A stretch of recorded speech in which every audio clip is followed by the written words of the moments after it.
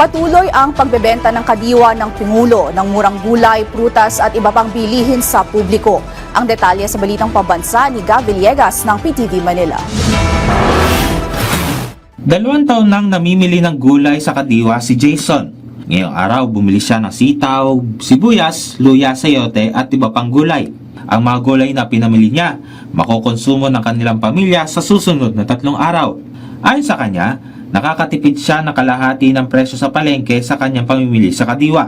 Ang nasusubi niyang pera na ilalaan sa iba pang pangangailangan ng kanyang pamilya.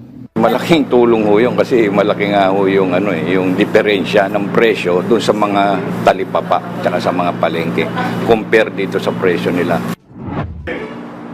Dito sa Kadiwa Store sa Department of Agriculture sa Quezon City, makakabili ka ng iba't ibang klase ng gulay na sariwa at mas mura kumpara sa mga talipapa at mga palengke.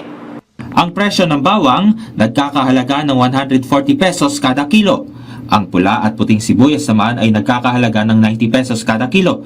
Gayun din ang ampalaya, habang ang lettuce ay 170 pesos ang presyo kada kilo. Ang presyo naman ng patatas ay nagkakahalaga ng 70 pesos kada kilo. Ang Baguio beans naman ay nagkakahalaga ng 100 pesos kada kilo.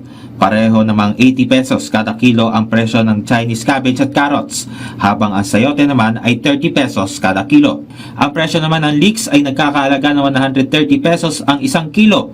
Parehong 100 pesos kada kilo ang presyo ng cauliflower at broccoli, habang 80 pesos naman kada kilo ang presyo ng talong, at ang okra naman ay nagkakahalaga ng 90 pesos kada kilo. Ang presyo ng kalabasa ay nagkakahalaga ng 45 pesos ang 1 kilo. Mula sa People's Television Network, Gab Villegas para sa Balitang Pambansa.